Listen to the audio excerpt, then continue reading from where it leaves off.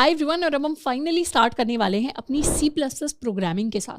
अब C++ programming को समझने से पहले मैं आपको एक छोटा सा सैम्पल कोड लिखकर दिखाऊंगी एंड उससे हमें क्लियर आइडिया लगेगा कि ये कोड एग्जैक्टली होता कैसा है, दिखता कैसा है, एग्जीक्यूट कैसे होता है।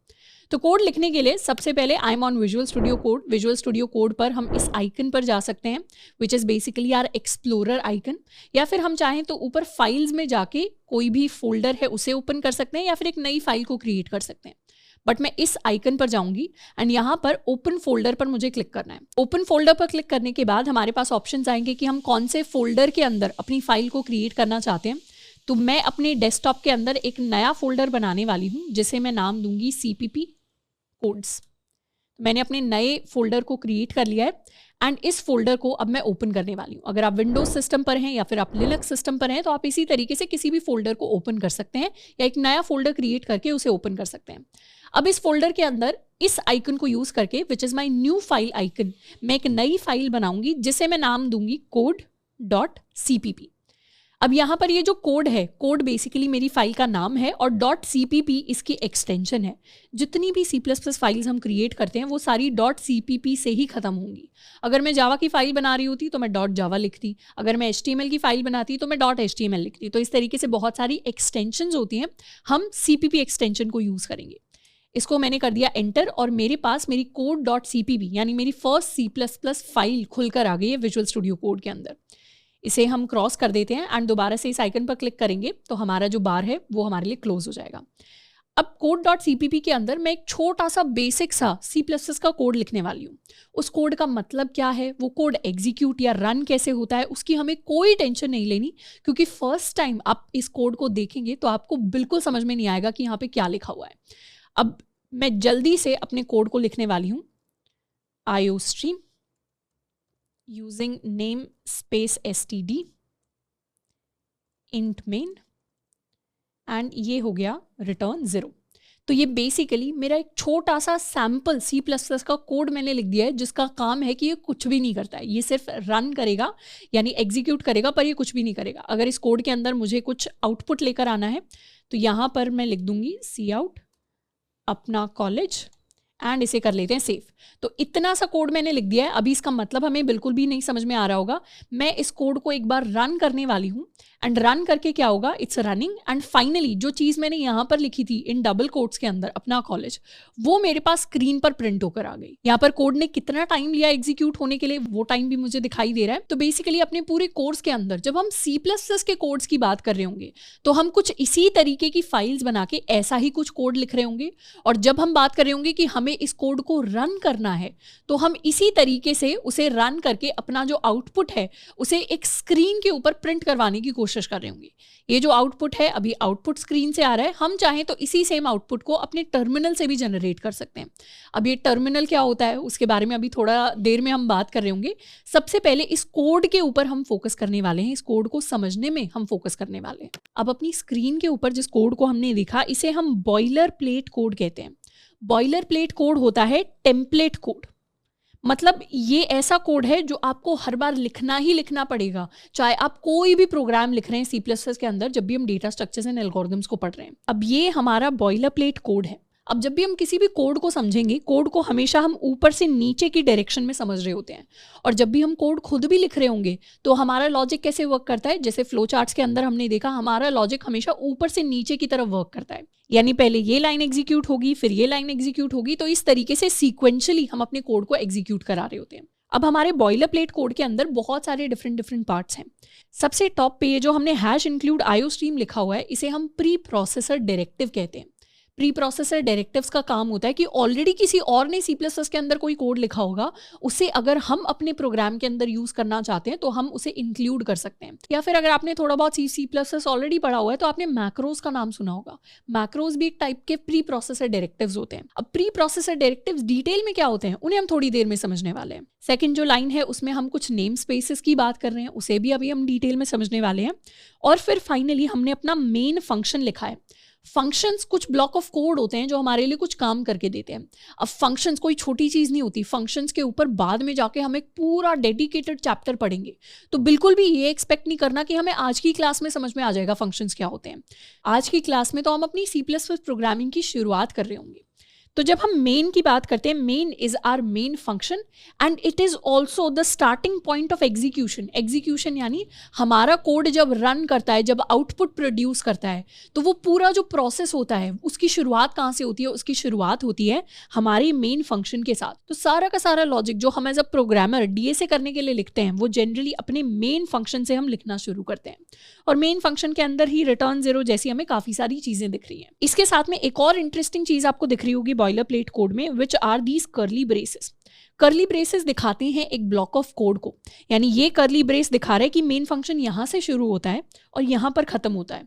तो कर्ली ब्रेसेस बेसिकली पेयर्स में आते हैं, जोड़ा बन के आते हैं, और वो दिखाते हैं कि एक मेन फंक्शन या एक फंक्शन यहाँ से यहाँ तक है। बाद में जाके हम लूप्स की, कंडीशनल स्टेटमेंट्स की भी बात करेंगे तो भी हमें पता चलेगा कि हमारा जो ब्लॉक ऑफ कोड है वो कहाँ शुरू होता है और कहाँ पर ख़त्म होता है। अब इसके साथ में एक रिटर्न 0 नाम की स्टेटमेंट हमें दिख रही होगी। रिटर्न 0 जहाँ भी दिखे मतलब हमारा कोड यहाँ पर एंड कर गया, it is the last point. Main की जो शुरुआत है, मतलब ये जो कर्ली ब्रेस है, this is the starting point and return 0 is the last point. तो हमारा जितना भी लॉजिक होगा वो पूरा का पूरा लॉजिक हम कुछ यहाँ पर लिखने वाले हैं अपने कोड के अंदर। तो बॉयलर प्लेट कोड हमारा टेम्पलेट हो गया और उसके अंदर हम अपना कोई भी एक्स्ट्रा लॉजिक है जिसे फिट कर सकते हैं। तो बॉयलर प्लेट कोड को आपको भी एक साथ याद करने की जरूरत नहीं है कि इन चीजों का क्या मतलब है। हम इस कोड को हर एक सिंगल क्लास के अंदर लिखने वाले हैं। हम इस कोड को इतनी बार लिखेंगे कि हमारे दिमाग में छपने वाला है एक पॉइंट के बाद। तो बिल्कुल आपको टेंशन लेने की जरूरत नहीं है अगर आपको फर्स्ट लुक में देख के थोड़े से डरावने शब्द लग रहे हो तो, क्योंकि ये जो कोड है इसे हम इतनी बार लिख रहे होंगे, इतनी बार इसकी हम बात करेंगे, इतनी बार इसे हम प्रैक्टिस करेंगे कि हमें C++ के अंदर ये बिल्कुल ABCD जैसी चीजें लग रही होंगी। अब बॉयलर प्लेट के बाद नेक्स्ट हम डिस्कस करने वाले हैं कि हमारा कोड एग्जैक्टली रन कैसे करता है। यानी मैंने आपको एक सैम्पल कोड लिखकर दिखाया और फिर उसका आउटपुट दिखाया। तो ये कोड लिखने से लेकर आउटपुट स्क्रीन पर प्रिंट होने का पूरा जो प्रोसेस है वो इंटरनली कंप्यूटर के अंदर कैसा दिखाई देता है। सबसे पहले जो भी हम कोड लिखते हैं, C++ का जो भी कोड लिखा जाता है, यानी जो हमारी फाइल होती है जिसे मैंने code.cpp नाम दे दिया, इसे हम सोर्स कोड कहते हैं। और हमारे कंप्यूटर के अंदर हमने ऑलरेडी जो अपना कंपाइलर इंस्टॉल किया है, कंपाइलर कुछ नहीं है, एक सॉफ्टवेयर है। जैसे हमारे पास कंप्यूटर के अंदर और भी डिफरेंट सॉफ्टवेयर्स होते हैं, वैसे ही कंपाइलर भी एक सॉफ्टवेयर है जो हमारे सोर्स कोड को लेता है और इस पर कुछ ऑपरेशंस परफॉर्म करके हमें आउटपुट में एक एग्जीक्यूटेबल फाइल देता है। ये जो एग्जीक्यूटेबल फाइल है, हम इमेजिन कर सकते हैं कि ये हमारा मशीन कोड होगा। मशीन कोड कहने का मतलब है कि हमारा जो कंप्यूटर होता है उसे इंग्लिश समझ नहीं आती। इनफैक्ट हमारे कंप्यूटर्स को C++ भी समझ में नहीं आती। हमारे कंप्यूटर को समझ में आता है सिर्फ इलेक्ट्रिकल सिग्नल्स, यानी 0 और 1। 0 का मतलब होता है कंप्यूटर की भाषा में कि कोई इलेक्ट्रिकल सिग्नल नहीं आया, और 1 का मतलब होता है कि हमारे पास इलेक्ट्रिकल सिग्नल आ रहा है। तो ये जो 0 और 1s होती हैं इन्हें हम बिट्स कहते हैं। इन्हीं की फॉर्म में कंप्यूटर सारा का सारा डेटा, सारी की सारी कैलकुलेशंस परफॉर्म करता है। तो एक्चुअलिटी में जो C++ का कोड हमने लिखा है वो बाद में जाके एक्चुअली एक 0-1 की फॉर्म में ही कन्वर्ट होने वाला है जिसे कंप्यूटर समझ पाए। अभी कंप्यूटर C++ भी नहीं समझ पा रहा। तो कंपाइलर क्या करता है? कंपाइलर हमारे सोर्स कोड को एग्जीक्यूटेबल फाइल के अंदर कन्वर्ट करता है, और ये वो फाइल है जो एग्जीक्यूट हो सकती है, यानी जिसको हम डायरेक्टली रन कर सकते हैं और जिससे आउटपुट प्रोड्यूस हो सकता है। अब अगर हम विंडोज मशीन के ऊपर काम कर रहे हैं तो हमारी जो एग्जीक्यूटेबल फाइल क्रिएट होती है उसकी एक्सटेंशन होती है .exe। अगर हम मैक मशीन के ऊपर काम कर रहे हैं तो एक्सटेंशन होती है .out। तो इस तरीके से हमारी जो फाइनल एग्जीक्यूटेबल फाइल होती है उसकी अलग अलग एक्सटेंशंस हो सकती हैं डिपेंडिंग अपॉन द मशीन। फिर ये जो हमारी एग्जीक्यूटेबल फाइल होती है, फाइनली इससे हमारा आउटपुट निकल कर आता है जो हमारी स्क्रीन के ऊपर प्रिंट होता है। अब विजुअल स्टूडियो कोड के अंदर वो जो स्क्रीन है उसे हम टर्मिनल भी कह सकते हैं, यानी वो हमारा टर्मिनल है, या फिर वो हमारी आउटपुट विंडो है, कुछ भी नाम उसे हम दे सकते हैं। तो हमारा जो पूरा कोड रन करने का प्रोसेस है वो 2 स्टेप प्रोसेस है। सबसे पहला स्टेप होता है कोड को रन करने का, जिसे हम कहते हैं कंपाइल स्टेप। अब ये जो कंपाइल स्टेप होता है ये बहुत इंपॉर्टेंट होता है, क्योंकि कोड में अगर हमने कोई गलती कर दी यानी अगर हमने कोड के सिंटैक्स में कुछ मिस्टेक कर दी, सिंटैक्स क्या होता है, रूल होता है, तो सी प्लस प्लस के अंदर बहुत सारे रूल्स हैं, जैसे इंग्लिश के अंदर बहुत सारे रूल्स होते हैं, जैसे हर जो सेंटेंस है उसके बाद फुल स्टॉप आना चाहिए, कई अगर हमें बहुत सारी चीज़ें लिखनी है तो बीच में कॉमा आना चाहिए। ऐसे ही सी प्लस प्लस भी अपने आप में एक फुल फ्लेज लैंग्वेज है जिसके बहुत सारे रूल्स हैं। अगर हम वो रूल्स ब्रेक करेंगे, यानी अपने सिंटैक्स के अंदर हम कुछ एरर लेकर आएंगे, तो वो एरर्स कंपाइल टाइम पे डिटेक्ट हो जाते हैं, तो हमारे पास एक एरर आ जाएगा कि आपने ये गलती कर दी है, इसे आप ठीक करो, तभी हमारा कोड जो है सक्सेसफुली कंपाइल होगा। और कंपाइलेशन के बाद जो सेकंड स्टेप आता है, second step is basically this step जिसके अंदर हमारा कोड जो होता है फाइनली रन होता है या एग्जीक्यूट होता है, और उसको रन करने के बाद हमारा आउटपुट स्क्रीन के ऊपर हमारे पास प्रिंट होकर आता है। तो अभी हमने आउटपुट में अपना कॉलेज प्रिंट कराया था, हम चाहें तो आउटपुट में अपना कॉलेज की जगह एक सिंपल चीज़ लिख सकते हैं विच इज़ हेलो वर्ल्ड।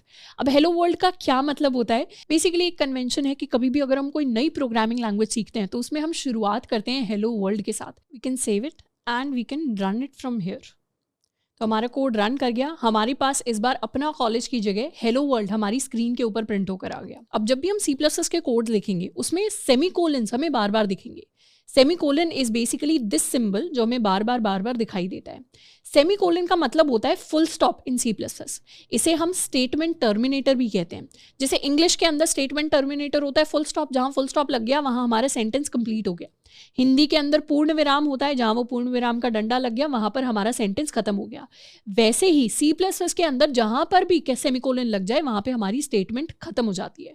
तो ये हमारी एक स्टेटमेंट है, ये हमारी सेकंड स्टेटमेंट है, ये हमारी एक और स्टेटमेंट है। तो जहां पर भी स्टेटमेंट्स को हमें खत्म करना होता है वहां पर हमारे पास सेमीकोलन आते हैं। और सेमीकोलन हमारी सिंटैक्स का पार्ट है, यानी सी प्लस प्लस का रूल है सेमीकोलन को लगाना।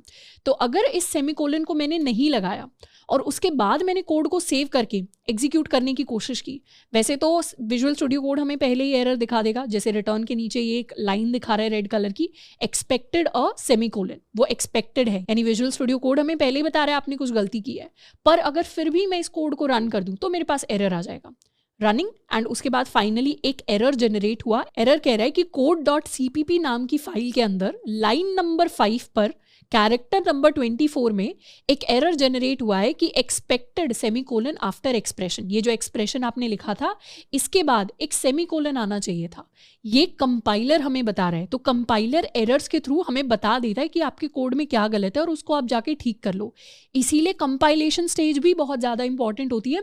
एंड उसके बाद फाइनली कोड का आउटपुट देने के लिए हमारी रनिंग यानी एग्जीक्यूटिंग जो स्टेट होती है वो काफ़ी इंपॉर्टेंट होती है। अब नेक्स्ट हम बात करेंगे 3 इंपॉर्टेंट टॉपिक्स के बारे में कि हमारे कोड के अंदर प्री प्रोसेसर डायरेक्टिव क्या होता है, नेम स्पेस क्या होती है, और इंट मेन का एग्जैक्टली मतलब क्या होता है। अब जितने भी बिगिनर स्टूडेंट्स हैं, यानी जिन्होंने सी प्लस प्लस पहले कभी नहीं पढ़ी या फिर ये आपकी पहली प्रोग्रामिंग लैंग्वेज है, उनके लिए मेरी एडवाइस रहेगी कि ये जो 3 टॉपिक्स हैं ये आपको 2 बार देखने हैं। फर्स्ट टाइम आपको ये टॉपिक अभी देखना है, और सेकंड टाइम पूरा चैप्टर जब कंप्लीट हो जाएगा तो आपको ये टॉपिक दोबारा एक बार आकर देखना है। क्योंकि अगर आप फर्स्ट टाइम किसी भी प्रोग्रामिंग लैंग्वेज को सीख रहे हैं, चाहे वो सी प्लस प्लस ही क्यों ना हो गई, उसके अंदर फर्स्ट टाइम अगर हम इन टॉपिक्स को पढ़ेंगे तो हमें 50% ये टॉपिक समझ में आएंगे। पर एक बार जब हमने फर्स्ट चैप्टर कंप्लीट कर लिया उसके बाद दोबारा आकर हम पढ़ेंगे तो हमारी अंडरस्टैंडिंग इंक्रीज हो जाएगी टू 100%। पर जिन स्टूडेंट्स ने ऑलरेडी सी प्लस प्लस पढ़ा हुआ है या फिर उनको कोई थोड़ा बहुत बेसिक आइडिया है सी प्लस प्लस का, तो उन्हें होपफुली फर्स्ट टाइम में ही 100% समझ में आ जाएंगे। पर जितने भी बिगिनर स्टूडेंट्स हैं, फर्स्ट टाइम इन टॉपिक्स को देख के घबराना नहीं है, ये नहीं सोचना कि मुझे पूरा क्यों नहीं समझ में आया। पूरा आपको बिल्कुल समझ में आएगा, पर फर्स्ट चैप्टर कंप्लीट करने के बाद पूरा समझ में आएगा। लेकिन हाँ, देखना 2 बार ही है, चाहे फर्स्ट टाइम में से 50% ही हमें क्यों ना समझ में आ रहा हो। तो सबसे पहले बात करते हैं अपने प्री प्रोसेसर डायरेक्टिव के बारे में। हमने ऑलरेडी बात कर ली कि हमारी जो फर्स्ट लाइन है हैश इंक्लूड आईओ स्ट्रीम, इसी को हम प्री प्रोसेसर डायरेक्टिव कहते हैं। अब प्री प्रोसेसर डायरेक्टिव वैसे तो काफ़ी विचित्र शब्द है, काफ़ी मुश्किल शब्द है, पर इसको 2 पार्ट्स में ब्रेक करते हैं। सबसे पहले बात करते हैं कि एक डायरेक्टिव क्या होता है। Directive is basically a statement. Directive एक स्टेटमेंट है जो हमारे कंपाइलर को कुछ इंस्ट्रक्शन दे रही होती है, कुछ बता रही होती है। तो डायरेक्टिव ये भी बता सकता है कि ऑलरेडी कोई फाइल थी उसको आप इंक्लूड कर लो। डायरेक्टिव ये भी बता सकता है कि कोई सिंबल है उसका आप मतलब चेंज कर दो पूरे कोड के अंदर।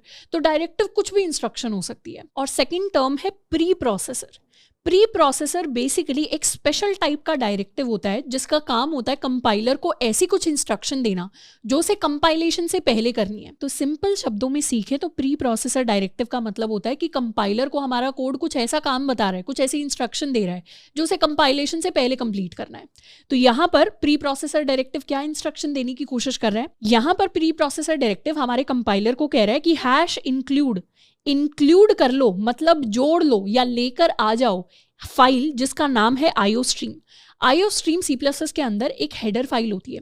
हेडर फाइल्स कुछ नहीं होती, ऐसी फाइल्स हैं, ऐसी सी प्लस प्लस की फाइल्स हैं जिसमें किसी और ने कोई और कोड लिखा हुआ है। अब वैसे तो हम इसे बाद में डिटेल में पढ़ेंगे, पर सी प्लस प्लस के अंदर आउटपुट दिखाने के लिए हम सी आउट को यूज करते हैं और इनपुट लेने के लिए हम सी इन को यूज करते हैं। दोनों अपने आप में ऑब्जेक्ट्स हैं, पर ये ऑब्जेक्ट किसी ने तो बनाई होंगी सी प्लस प्लस के अंदर, किसी ने तो कोड लिखा होगा इनका सबसे पहले। तो वो जो कोड है वो इस आईओस्ट्रीम नाम की फाइल के अंदर लिखा हुआ है। तो अगर मुझे अपने कोड के अंदर सी आउट और सी इन को यूज करना है तो मुझे इस आईओस्ट्रीम फाइल को इंक्लूड करना पड़ेगा, और इसे इंक्लूड करने के लिए मुझे एक प्री प्रोसेसर डायरेक्टिव लिखना पड़ेगा। तो प्री प्रोसेसर डायरेक्टिव कुछ नहीं है, मैंने अपने कंपाइलर को एक कमांड दे दी कि क्योंकि मुझे सी आउट सी इन यूज करना है तो आप ये फाइल ले आओ जिसमें उनका कोड लिखा हुआ है। तो जितने भी हमारे प्री प्रोसेसर डायरेक्टिव्स होते हैं they all start with this hash symbol. तो जहां भी आपको हैश दिख जाए मतलब यहाँ पर मोस्ट प्रॉब्ली कुछ ना कुछ प्री प्रोसेसर डायरेक्टिव है जो सी प्लस प्लस के अंदर यूज हो रहा है। इनफैक्ट यहाँ मैंने डेफिनेशन भी लिख दिया कि header files include prewritten code that's required to execute our program. For example यहाँ ये जो हम आईओस्ट्रीम यूज कर रहे हैं ये एक हेडर फाइल है। बाद में जाकर जब हम डेटा स्ट्रक्चर्स एंड एल्गोरिथम्स को सीखेंगे तो हम बहुत सारी हेडर फाइल्स को यूज करेंगे। जैसे वेक्टर्स होते हैं तो वेक्टर्स के लिए हम वेक्टर्स वाली हेडर फाइल को यूज करते हैं। उसके अलावा स्टैक होते हैं, क्यूज होते हैं, तो उनकी अलग अलग सबकी हेडर फाइल्स क्रिएटेड हैं। तो ये सारी हेडर फाइल्स हैं जिनको हम धीरे धीरे अपने कोड के अंदर इंक्लूड करना स्टार्ट करेंगे जैसे जैसे हम अपने चैप्टर्स में आगे बढ़ रहे होंगे। तो प्री प्रोसेसर डायरेक्टिव का एक तो काफी इंपॉर्टेंट रोल होता है कि दूसरे लोगों का लिखा हुआ जो कोड होता है, लिखी हुई जो हेडर फाइल होती है उसे हम अपने कोड के अंदर इंक्लूड कर सकते हैं। इसके अलावा प्री प्रोसेसर डायरेक्टिव्स का एक और इंपॉर्टेंट काम होता है कि हम अपने कोड के अंदर मैक्रोस को क्रिएट कर सकते हैं। अगर आपने ऑलरेडी सी प्लस प्लस पढ़ा हुआ है तो आपको ऑलरेडी मैक्रोस के बारे में पता होगा, पर अगर नहीं भी पता तो कोई परेशानी की बात नहीं है। मैक्रोस को बेसिकली हम सिंबॉलिक कॉन्स्टेंट्स कहते हैं। सिंबॉलिक कॉन्स्टेंट्स का कहने का मतलब है कि मैंने इस तरीके से लिख दिया हैश डिफाइन। तो प्री प्रोसेसर डायरेक्टिव है तो हैश से स्टार्ट होगा, और डिफाइन मतलब मैं कुछ डिफाइन कर रही हूँ, कुछ मैं जैसे वर्ड मीनिंग डिफाइन करते हैं वैसा ही मैं कुछ डिफाइन कर रही हूँ। तो यहाँ मैंने बेसिकली लिखा है कि पी आई, ये जो वर्ड है पी आई पाई, इसकी वैल्यू कोड में जहां पर भी पी आई लिखूं वहां पर 3.14 हो जानी चाहिए। मैथ के अंदर पाई होता है हमारे पास, पाई की वैल्यू हमारे पास होती है 3.14। तो वैसे ही यहाँ पर जब भी मैं पाई वर्ड लिखूं तो 3.14 से उसको रिप्लेस कर दो। तो इसी चीज को, इसी कांस्टेंट को मैंने क्या किया, पाई को एक कांस्टेंट बना दिया, इसी को हम सिंबॉलिक कांस्टेंट कहते हैं और इसी को सी प्लस प्लस के अंदर हम मैक्रोस कहते हैं। तो अभी तो हम सच अपने कोड के अंदर कोई मैक्रोस डिफाइन नहीं कर रहे होंगे, पर कभी अगर हमें मैक्रोस को डिफाइन करना पड़े तो हम ये याद रख सकते हैं कि मैक्रोस भी प्री प्रोसेसर डायरेक्टिव्स ही होते हैं। इनफैक्ट इसका मैं आपको एक बेसिक सा कोड लिखकर दिखाती हूँ कि यहाँ पर मैंने हैश डिफाइन कर दिया पाई, पाई को मैंने वैल्यू दे दी 3.14। तो ये मेरा पाई डिफाइन हो गया। अब अगर मैं सी आउट करने की कोशिश करूं पी आई पाई तो मेरे पास क्या आकर प्रिंट होगा। इसे सेव कर लेते हैं एंड इसे एग्जीक्यूट करते हैं। तो मेरे पास स्क्रीन के ऊपर प्रिंट होकर आया 3.14, यानी पी आई पाई प्रिंट नहीं हुआ, 3.14 प्रिंट हुआ। तो मैक्रो क्या करता है, मैक्रो जितनी बार भी हमारे कोड के अंदर ये पाई यूज हो रहा होगा हर बार उसकी जगह पाई को हटाकर 3.14 की वैल्यू को इंसर्ट कर देगा। तो इस तरीके से हमारे macros and pre processor directives work करते हैं। अब नेक्स्ट हम बात करने वाले हैं अपने कोड के अंदर मेन फंक्शन की। तो मेन फंक्शन क्या होता है, main function is the starting point of execution, जहां से एग्जीक्यूशन यानी running of the code, output produce होना स्टार्ट होगा, कैलकुलेशन स्टार्ट होंगी, उसे हम अपना मेन फंक्शन कहते हैं। अब मेन फंक्शन को क्रिएट करने के लिए हम लिखते हैं इंट मेन, उसके बाद हमेशा ये पेरेंथेसिस लगेंगे, फिर हमारे कर्ली ब्रेसेस लगेंगे। अभी के लिए पेरेंथेसिस क्यों लग रहे हैं, क्योंकि हर फंक्शन के नाम के सामने हम पेरेंथेसिस लगाते ही लगाते हैं, ये सिंटैक्स है सी प्लस प्लस का। कर्ली ब्रेसेस लगेंगे, तो कर्ली ब्रेसेस यहाँ से स्टार्टिंग पॉइंट हो गया इंट मेन का, यहाँ से एंडिंग पॉइंट हो गया। एंड मेन फंक्शन के बारे में एक और इंपॉर्टेंट चीज, क्योंकि मेन फंक्शन एक स्पेशल फंक्शन है तो पूरे कोड के अंदर मेन फंक्शन एक ही बार लिखा जाता है।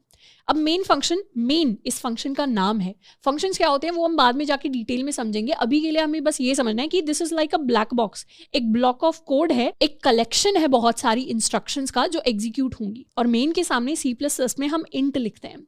तो इंट मेन कहने का मतलब है कि ये जो फंक्शन है ये वैल्यू जो रिटर्न करता है वो एक इंटीजर टाइप की वैल्यू होती है, और ये किस वैल्यू को रिटर्न करता है? मेन फंक्शन रिटर्न करता है 0। 0 क्या है? 0 एक इंटीजर है, तो इसी को डिनोट करने के लिए यहाँ पर मेन के सामने हम इंट लिखते हैं। तो अगर हमारे मेन फंक्शन के अंदर जितनी भी इंस्ट्रक्शंस लिखी होती हैं वो एग्जीक्यूट हो जाती हैं और लास्ट में मेन फंक्शन 0 रिटर्न कर देता है, तो उसका मतलब है हमारा कोड सक्सेसफुली रन कर गया। पर अगर कोड में कहीं पर भी एरर आ जाता है तो उस केस में 0 रिटर्न नहीं होता, उस केस में कुछ भी जो एरर होता है या कोई और वैल्यू होती है जो हमारा कोड रिटर्न कर देता है। इसके साथ में एक और स्पेशल चीज़, अब फंक्शंस जो होते हैं, फंक्शंस के अंदर कुछ वैल्यूज़ हैं जो हम इनपुट भी ले सकते हैं, पर मेन फंक्शन के अंदर डेटा स्ट्रक्चर्स एल्गोरिथम्स पढ़ते टाइम हम कोई वैल्यू इनपुट नहीं लेंगे। पर जनरली अगर C++ को यूज़ करके आप गेम डेवलपमेंट करते हैं या फिर आप कोई कमांड लाइन ऐप बना रहे हैं या फिर आप कुछ और काम कर रहे हैं C++ को यूज़ करके which is related to development, तो फिर इस मेन फंक्शन के अंदर आप कुछ वैल्यूज़ को इनपुट भी ले सकते हैं एज एन आर्ग्यूमेंट। पर क्योंकि हमारा फोकस C++ प्रोग्रामिंग और DSA सीखने पर है तो हमें उन आर्ग्यूमेंट्स की ज़रूरत नहीं पड़ेगी। So this was all about our main function. अब नेक्स्ट हम बात करने वाले हैं नेम स्पेस के बारे में। नेम स्पेस बेसिकली हमें नेमिंग कॉन्फ्लिक्ट्स के अंदर हेल्प करता है। इसका क्या मतलब है? कभी भी अगर हम कोई C++ का कोड लिख रहे हैं तो उसमें हो सकता है एक सिंगल कोड के अंदर, एक सिंगल प्रोग्राम के अंदर हम मल्टीपल लाइब्रेरीज यूज़ कर रहे हो। तो हो सकता है इस कोड के अंदर एक लाइब्रेरी, कुछ लाइब्रेरी A आ रही है, दूसरी लाइब्रेरी कुछ लाइब्रेरी B आ रही है, तीसरी लाइब्रेरी कुछ लाइब्रेरी C आ रही है, और इन सारी लाइब्रेरीज को इंक्लूड करके हम कुछ अच्छा सा बढ़िया सा कोड क्रिएट करने वाले हैं। अब हर जो लाइब्रेरी होती है उसके अंदर अपने कुछ फंक्शंस हो सकते हैं, अपनी कुछ ऑब्जेक्ट्स हो सकती हैं, अपना अलग ही कोड लिखा होता है लाइब्रेरीज के अंदर। अब हो सकता है ये जो A लाइब्रेरी है इसके अंदर एक ड्रॉ नाम का फंक्शन है जो मेरे लिए क्या ड्रॉ करता है? जो मेरे लिए एक सर्कल ड्रॉ करता है। वैसे ये जो लाइब्रेरी B है इसके अंदर भी ड्रॉ नाम का एक और फंक्शन है जो मेरे लिए एक स्क्वायर को ड्रॉ करता है। तो यहाँ पर मेरे पास एक स्क्वायर ड्रॉ होगा एंड यहाँ पर मेरे पास एक सर्कल ड्रॉ होगा। अब इन दोनों लाइब्रेरीज को अगर मैंने अपने कोड के अंदर इंक्लूड कर लिया और मैंने कहीं भी यूज़ करने की कोशिश की अपना ड्रॉ वाला फंक्शन, तो मेरा कोड कंफ्यूज हो जाएगा, मेरा कंपाइलर कंफ्यूज हो जाएगा कि मुझे A वाला ड्रॉ यूज़ करना है या मुझे B वाला ड्रॉ यूज़ करना है। मतलब कंपाइलर को समझ नहीं आएगा कि उसे एक सर्कल ड्रॉ करना है या फिर उसे एक रेक्टेंगल या स्क्वायर ड्रॉ करना है। तो ये क्या है? कंफ्यूजिंग स्टेट है जिससे कॉन्फ्लिक्ट अराइज होता है। कॉन्फ्लिक्ट मतलब अब दो लोगों में टकरार हो गई कि किसकी बात सही मानी जाए। तो इन्हीं कॉन्फ्लिक्ट से बचने के लिए हम नेम स्पेसेस को यूज़ करते हैं। तो C++ के अंदर जो हमारा स्टैंडर्ड नेम स्पेस है उसका नाम है STD। STD का मतलब स्टैंडर्ड, यानी C++ का स्टैंडर्ड नेम स्पेस। अब नेम स्पेस को हम कुछ इस तरीके से समझ सकते हैं कि फॉर एग्जाम्पल आप कोई प्लॉट खरीदने गए या फिर आप कोई फ्लैट खरीदने गए। अब जो एक फ्लैट है या फिर एक प्लॉट है ज़मीन के ऊपर, वो तो क्या है? That is a physical entity. वो एक्चुअल में रियल लाइफ में कोई भी प्लॉट एग्जिस्ट करता है, पर गवर्नमेंट को नहीं पता कि कौन सा फ्लैट किसका है, कौन सा प्लॉट किसका है। तो गवर्नमेंट क्या करती है? अपनी अलग से रजिस्ट्री मेंटेन करती है। यानी गवर्नमेंट के पास अपना एक रजिस्ट्री होता है कि ये वाला जो प्लॉट है ये इस व्यक्ति का है, ये वाला जो फ्लैट है ये इस व्यक्ति का है, ये वाला जो फार्म हाउस है ये इस व्यक्ति का है। अब ये जो फिजिकल चीज़ है ये तो एक्चुअल में एग्जिस्ट करती है, पर इनकी जो रजिस्ट्री है वो कहाँ पे होती है? इनकी रजिस्ट्री होती है यहाँ पर गवर्नमेंट के पास। तो वैसे ही जो हमारा सी आउट हो गया, जिससे अभी हम आउटपुट प्रिंट करवा रहे थे, या ऐसे दूसरे फंक्शन हो गए जैसे सी इन हो गया। ये जो सी आउट फंक्शन है, ये जो सी इन फंक्शन है, ये जो फंक्शंस हैं ये आयोस्ट्रीम नाम की इस हेडर फाइल में क्रिएटेड हैं, पर इनके नाम कहाँ पर रजिस्टर्ड हैं? इनके नाम रजिस्टर्ड हैं STD नाम की इस नेम स्पेस के अंदर। इस एग्जाम्पल को मैं रिपीट कर देती हूँ। जैसे एक्चुअल प्लॉट अलग होता है पर उसकी रजिस्ट्री हमें अलग से गवर्नमेंट के पास भी करानी पड़ती है, तो वैसे ही सी आउट और सी इन जैसे फंक्शंस हो गए, ये एक्चुअल में तो हमारी हेडर फाइल के अंदर लिखे हुए हैं आयोस्ट्रीम के अंदर, पर इनके नाम की जो रजिस्ट्री है वो हमें अलग से अपने STD नेम स्पेस के अंदर करानी पड़ती है। तो अगर मुझे कहीं भी सी आउट यूज करना होगा तो बताने के लिए कि सी आउट कौन सी नेम स्पेस का है, मुझे लिखना पड़ेगा STD : सी आउट। तो इस तरीके से मैं अपने सी आउट को यूज करूंगी। अभी सी आउट क्या है वो हमने डिटेल में नहीं पढ़ा, पर हमें ये बेसिक आइडिया लग गया होगा कि सी आउट को यूज करके हम चीजें प्रिंट करवा रहे हैं, स्क्रीन के ऊपर चीजें आउटपुट लेकर आ रहे हैं। तो जब भी मुझे इस सी आउट को यूज करना है मुझे हमेशा इसके आगे STD : यूज करना पड़ेगा। जैसे अगर मैं अपने कोड की बात करूं तो इन माई कोड, ये पुरानी चीजें हम थोड़ा सा हटा देते हैं, यहां पर मैं लिख सकती हूँ STD : सी आउट, एंड उसके बाद मैं कुछ भी चीज प्रिंट करवा सकती हूँ। फॉर एग्जाम्पल मैंने अपना कॉलेज यहाँ पर प्रिंट करवा दिया, सेव किया एंड इसे रन करेंगे तो मेरा पूरा कोड अच्छे से रन हो जाएगा, मेरे पास अपना कॉलेज प्रिंट होकर आ जाएगा, कोई एरर नहीं आया। तो ये STD कोलन कोलन का क्या मतलब है? तो यहाँ पे मैं बता रही हूँ कि सी आउट की रजिस्ट्री STD नाम के नेम स्पेस के अंदर एग्जिस्ट करती है। तो कल को अगर इस प्रोग्राम के अंदर मैं कोई और लाइब्रेरी भी यूज करती हूँ जिसके अंदर एक और सी आउट एग्जिस्ट करता है, तो मेरे कोड को पता रहेगा कि मुझे दूसरे वाला सी आउट यूज नहीं करना, मुझे यही वाला सी आउट यूज करना है जो मेरे STD नेम स्पेस के अंदर आता है। तो ऐसे ही C++ के अंदर जितने भी स्टैंडर्ड क्लासेस, ऑब्जेक्ट्स, फंक्शन या दूसरी चीजें होती हैं, वेरिएबल्स इवन, वो सारे के सारे C++ के स्टैंडर्ड नेम स्पेस के अंदर रजिस्टर्ड होते हैं जिसका नाम है STD। कल को अगर मैं जैसे कोई और नेम स्पेस यूज करने लग गई जैसे ABC, तो अगर मुझे ABC का सी आउट यूज करना है तो मैं ABC लिख सकती हूँ, पर क्योंकि हम हमेशा DSA सीखने के लिए C++ का ही नेम स्पेस यूज करेंगे तो हमें STD लिखने की जरूरत है। और अब आएगा आपका सबसे इंपॉर्टेंट सवाल कि अगर STD लिखने की जरूरत थी तो इसको हटा के भी क्यों हमारा ये जो पूरा का पूरा कोड है ये सक्सेसफुली रन कर रहा है? इसको हटाकर भी हमारा ये जो पूरा का पूरा कोड है ये सक्सेसफुली एग्जीक्यूट कर रहा है, इसके अंदर कोई एरर नहीं आ रहा। इसके अंदर एरर इसलिए नहीं आ रहा क्योंकि हमने ऊपर ये लाइन लिख दी है यूजिंग नेम स्पेस STD। तो बार बार हर चीज के आगे STD कोलन कोलन इस तरीके से लिखने की बजाय हम क्या कर सकते हैं, अपने कोड के ऊपर एक सिंगल लाइन लिख सकते हैं यूजिंग नेम स्पेस STD, जिससे हम एक ही बार में कंपाइलर को बता देंगे कि जितने भी फंक्शन, जितनी भी क्लासेस, जितनी भी ऑब्जेक्ट, सारी चीजें यूज हो रही हैं वो कौन सी नेम स्पेस के अंदर रजिस्टर्ड है, वो STD से आ रही है। तो हमें बार बार STD लिखने की जरूरत नहीं है, ऊपर एक ही लाइन में हम अपने पूरे कोड को बता सकते हैं कि हम अपना कौन सा नेम स्पेस अपने पूरे कोड के अंदर यूज करना चाहते हैं। हम चाहें तो मल्टीपल नेम स्पेसेस भी यूज कर सकते हैं। कल को हम कोई एक्सटर्नल लाइब्रेरी अगर लेकर आते हैं, उसमें लेट्स सपोज हमारी नेम स्पेस का नाम ABC है, तो हम 2 नेम स्पेसेस को भी यूज कर सकते हैं। पर अपने पूरे कोर्स के अंदर क्योंकि DSA करते हुए हमें STD के अलावा नेम स्पेसेस की जरूरत नहीं है, तो हम इसी स्टैंडर्ड नेम स्पेस को यूज करने वाले हैं। इसके साथ में 2 वर्ड्स हैं जो हमें प्रोग्रामिंग के अंदर बार बार देखने को मिलेंगे। एक वर्ड होता है डिफाइन और एक वर्ड होता है डिक्लेयर। डिक्लेयर का मतलब होता है बस बता देना, और डिफाइन का मतलब होता है एक्चुअली डिटेल में चीजें वर्क कैसे कर रही होंगी उसका लेआउट डिफाइन करना। तो बेसिकली सी आउट एग्जैक्टली काम कैसे करता है, उसकी जो डेफिनेशन है, उसे जो हमने डिफाइन किया है, वो हमने IO स्ट्रीम के अंदर उसे डिफाइन किया है।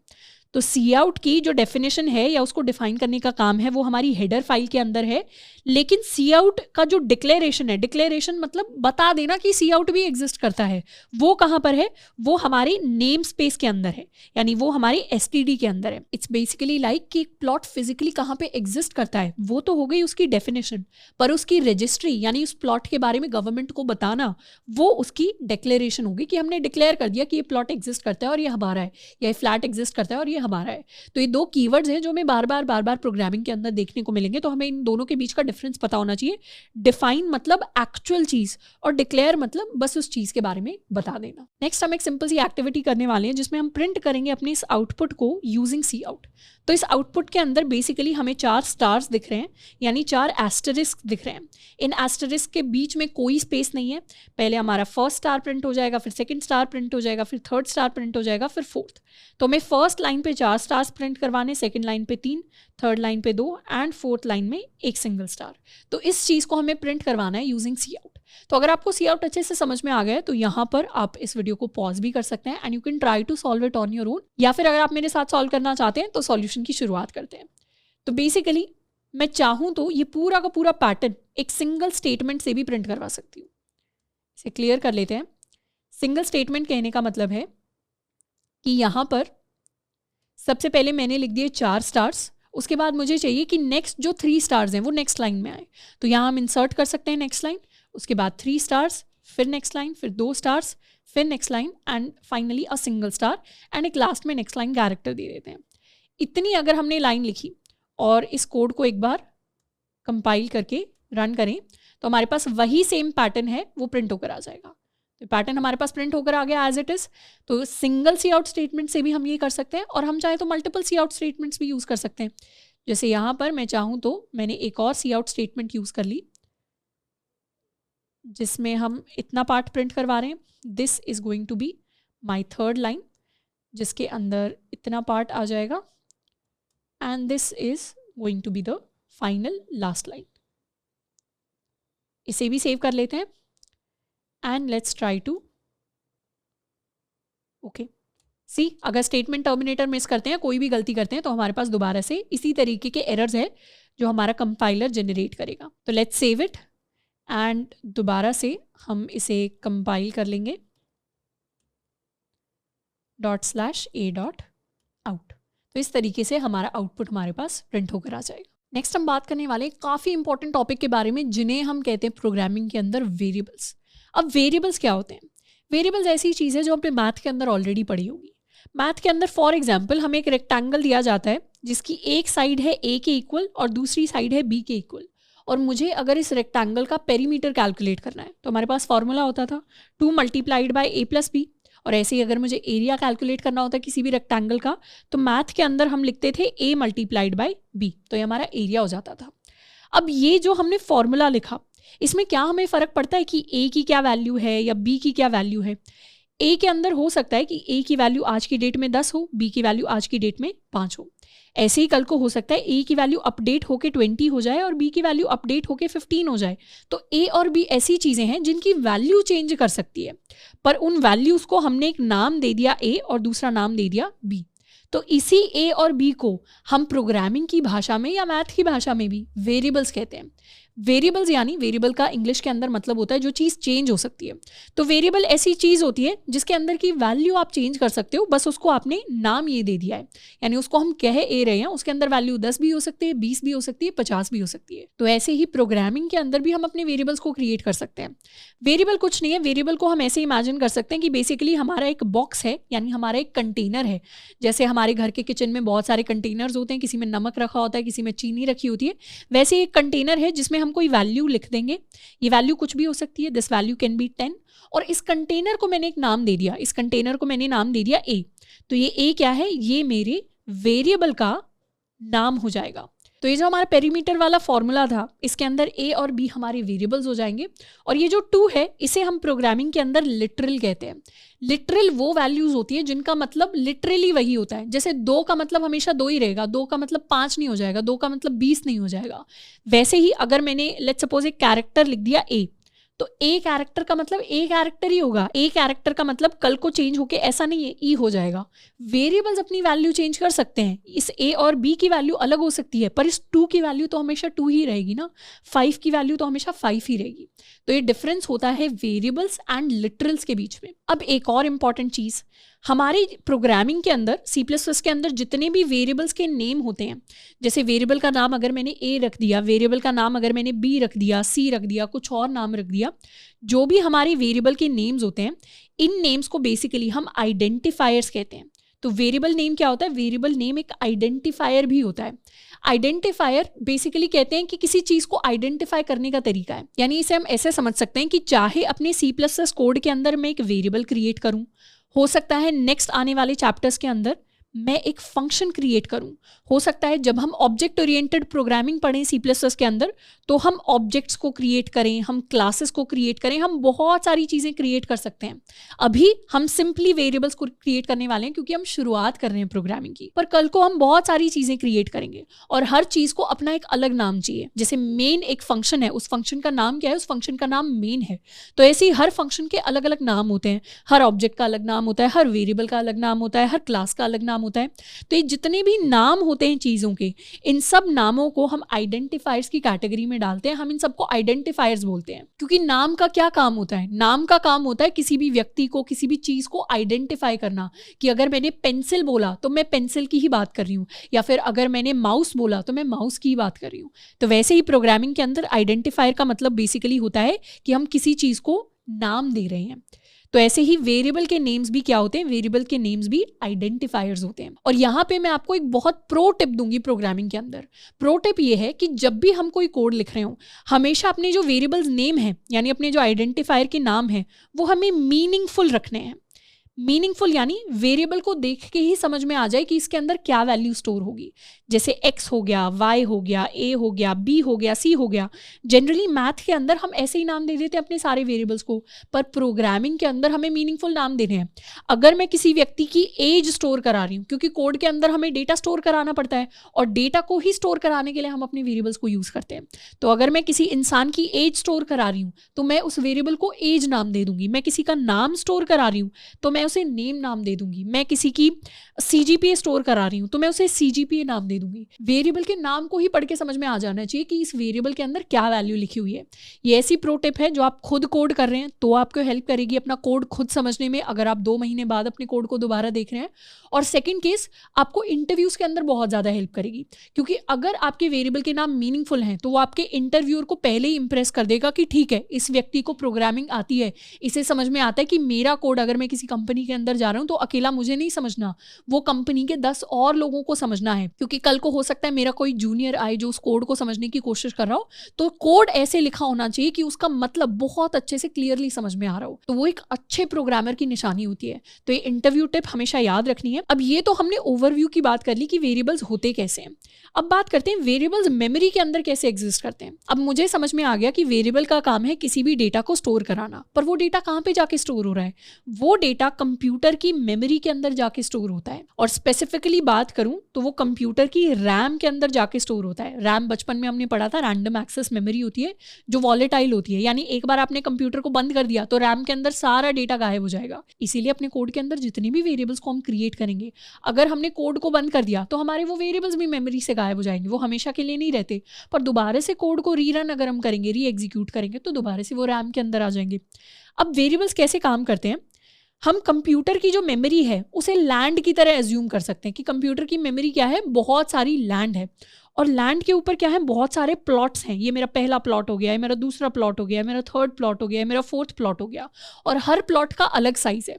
हो सकता है इस प्लॉट का साइज हो 1 एकड़, इस प्लॉट का साइज हो सकता है हो 4 एकड़, इस प्लॉट का साइज हो सकता है हो 8 एकर्स। तो इस तरीके से हर प्लॉट का अलग साइज होता है। तो अगर मैंने कोई वेरिएबल क्रिएट किया, वेरिएबल क्रिएट करने के लिए हम कमांड लिखते हैं C++ के अंदर। फॉर एग्जांपल मैंने लिखा int a = 10, ये मेरी एक लाइन हो गई, और मैंने लिख दिया int b = 5।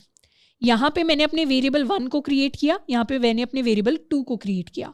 ये लाइन यूज होती है वेरिएबल को क्रिएट करने के लिए। यहाँ पे a मेरे वेरिएबल का नाम है, 10 उसकी वैल्यू है, और int क्या है, उस वेरिएबल का टाइप है। टाइप्स के बारे में अभी हम डिटेल में पढ़ेंगे, पर टाइप बेसिकली बताता है कि वेरिएबल के अंदर कैसी वैल्यू आ सकती है। मुझे पता है 10 क्या है, मेरी इंटीजर वैल्यू है, तो मैंने इसे टाइप दे दिया int। वैसे ही b के अंदर भी इंटीजर वैल्यू है तो उसे भी मैंने टाइप दे दिया int। तो ये लाइन कह रही है कि मेरे लिए वेरिएबल बना दो a नाम से जिसके अंदर वैल्यू स्टोर करानी है 10। अब जैसे लैंड के ऊपर डिफरेंट प्लॉट्स हैं, तो मैं क्या कर सकती हूँ, कोई भी एक प्लॉट लेके उसके ऊपर मैं अपना घर बना सकती हूँ। अपने उस घर को मैं कुछ भी नाम दे सकती हूँ। लेट्स सपोज मैंने उसे नाम दे दिया श्रद्धा सदन, कुछ भी मैंने उसे नाम दे दिया, श्रद्धा भवन नाम दे दिया, तो वो जो नाम है वही एक्चुअली एक वेरिएबल का नाम होता है। यानी जगह है, पर जगह को मैंने नाम क्या दिया, श्रद्धा भवन। अगर मैंने उसे नाम दिया तो वो मेरे वेरिएबल का नाम बन जाएगा। तो वैसे ही यहाँ पर मेमोरी के अंदर एक जगह ली गई, और उस जगह के ऊपर ये जो 10 है ये वैल्यू स्टोर कराई गई। तो बेसिकली उस घर के अंदर जो रह रहा है वो ये वैल्यू 10 है, 10 वैल्यू उस घर के अंदर रह रही है, और उस घर का नाम क्या है, उस घर का नाम है a। तो इस तरीके से मेमोरी के अंदर एक्चुअली मेरे वेरिएबल्स क्रिएट होते हैं। ऐसे ही अगर मैंने लिख दिया int b = 5, तो मेमोरी के अंदर एक प्लॉट लिया गया। वैसे ये एक्चुअल प्लॉट्स जितने बड़े नहीं होते, बहुत छोटी सी मेमोरी होती है। तो मेमोरी के अंदर वो जगह ली गई और उस जगह को कोई नाम दिया गया। तो जगह को क्या नाम दिया गया है, जगह को नाम दिया गया है b। और इस घर के अंदर कौन रह रहा है, मतलब इस मेमोरी लोकेशन के अंदर क्या वैल्यू स्टोर्ड है, मेमोरी लोकेशन के अंदर एक्चुअल जो वैल्यू स्टोर्ड है दैट इज इक्वल टू 5। कल को हम चाहें तो वेरिएबल की वैल्यू को भी चेंज कर सकते हैं। जैसे कल को अगर मैंने लिख दिया यहाँ पर b = 50 इस तरीके से, तो फिर इस मेमोरी लोकेशन के अंदर 5 हट जाएगा और यहाँ पर 50 मेरे पास आके स्टोर हो जाएगा। या कल को मैं कोई और भी वेरिएबल बना सकती हूँ। अगर मैंने लिख दिया int age = 25, लेट्स सपोज मैंने ये लाइन लिख दी, तो मेरी मेमोरी के अंदर एक नया वेरिएबल बनेगा एज नाम से, जिसके अंदर वैल्यू क्या स्टोर होगी, जिसके अंदर वैल्यू स्टोर हो जाएगी 25 के इक्वल। तो C++ के अंदर हम इस तरीके से अपने वेरिएबल्स को क्रिएट करते हैं, और एक्चुअली मेमोरी के अंदर वो कुछ इस तरीके से इंटरनली जाके स्टोर हो रहे होते हैं। अब अपने कोड के अंदर कुछ वेरिएबल्स को क्रिएट करने की कोशिश करते हैं। I can right int a = 10, I can write int b = 5। इस तरीके से मैंने 2 वेरिएबल्स को क्रिएट कर लिया। अब अगर मुझे इनकी वैल्यू को प्रिंट करवाना है तो मैं सिंपली लिख सकती हूँ cout। लेट्स सपोज मैंने लिखा a, इस तरीके से यहाँ पर एंड लाइन लिख देते हैं। इस तरीके से मैंने लिख दिया cout a एंड लाइन। तो इस केस में क्या प्रिंट होगा, जैसे हम इस कोड को रन करेंगे, let me open my terminal window. Terminal को ओपन करने के लिए हम इस सिंबल पर जा सकते हैं, टर्मिनल पे जाएंगे, सबसे पहले अपने कोड को कंपाइल करेंगे, फिर इसे रन करेंगे। तो मेरे पास क्या प्रिंट होके आया, मेरे पास ए प्रिंट होके आया, पर मुझे तो क्या चाहिए, मुझे तो 10 चाहिए, मुझे तो इस 10 वैल्यू को प्रिंट करवाना है जो मेरे वेरिएबल के अंदर है। तो जब भी हमें वेरिएबल की वैल्यू को प्रिंट करवाना होता है, हम उसे डबल कोट्स के अंदर नहीं लिखते। डबल कोट्स के अंदर लिखने की बजाय हम क्या करेंगे, हम उसे बिना किसी कोट के लिखेंगे। तो यहाँ पर हम अपनी वैल्यू को बिना किसी कोट के लिखेंगे and let's try to compile it and run again. तो इस बार क्या प्रिंट होकर आया, इस बार स्क्रीन के ऊपर 10 प्रिंट होकर आया। ऐसे ही हम चाहें तो b को भी प्रिंट करवा सकते हैं, यानी यहाँ पर लिख देते हैं a is equal to, and इसी तरीके से हम लिख देंगे b is equal to, let's save it. तो हमारे पास a इज़ इक्वल टू 10 आ गया। अच्छा, यहाँ पे हमें b की वैल्यू प्रिंट करवानी थी, तो एक बार दोबारा से a is equal to 10 and my b is equal to 5 हमारे पास प्रिंट होकर आ गया। अब साथ में C++ के बारे में एक और इंटरेस्टिंग चीज़, एक्चुअली ये जो इक्वल टू का साइन है ये एक स्पेशल सिंबल होता है। जैसे मैथ के अंदर इक्वल टू को हम कैसे यूज़ करते हैं, मैथ के अंदर अगर मैंने लिख दिया a is equal to b, इसका मतलब होता है कि a और b की वैल्यू सेम है, पर C++ के अंदर ये मतलब नहीं होता। C++ के अंदर a is equal to b का मतलब होता है कि मैं b की वैल्यू a के अंदर डाल रही हूँ। यानी अगर मैंने लिख दिया a इज इक्वल टू 10, इसका मतलब 10 ये जो वैल्यू है अब a के अंदर जाके स्टोर हो गई। तो इस इक्वल टू को एक्चुअली हम असाइनमेंट ऑपरेटर कहते हैं। ऑपरेटर्स क्या होते हैं वो बाद में डिटेल में पढ़ेंगे, पर इसे असाइनमेंट ऑपरेटर कहा जाता है, जो वैल्यू असाइन करता है, यानी वैल्यू देता है किसी को। तो 10 जो वैल्यू है वो आके a के अंदर स्टोर हो गई। अब हमारी जो वेरिएबल्स हैं उन्हें बिना असाइनमेंट के भी हम क्रिएट कर सकते हैं। जैसे यहाँ पर इस लाइन को एक बार हटा देते हैं। जैसे लेट्स सपोज मैंने a इज इक्वल टू 10 लिखा ही नहीं, मैंने सिर्फ लिखा इंट a। ये भी एक वैलिड तरीका है किसी भी वेरिएबल को क्रिएट करने का, पर जब हम इस तरीके से अपनी वैल्यू को, अपने वेरिएबल को क्रिएट करते हैं, तो अभी a को हमने कोई वैल्यू नहीं दी।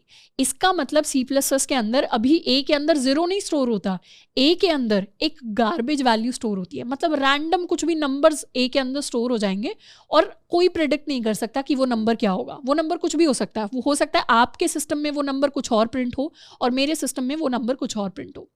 जैसे if I try to compile and run my code, तो मेरे पास वो नंबर कुछ इस तरीके का प्रिंट होके आ रहा है। आपके सिस्टम में कोई भी नंबर हो सकता है। This number is a garbage value, जो कोई भी वैलिड वैल्यू नहीं है।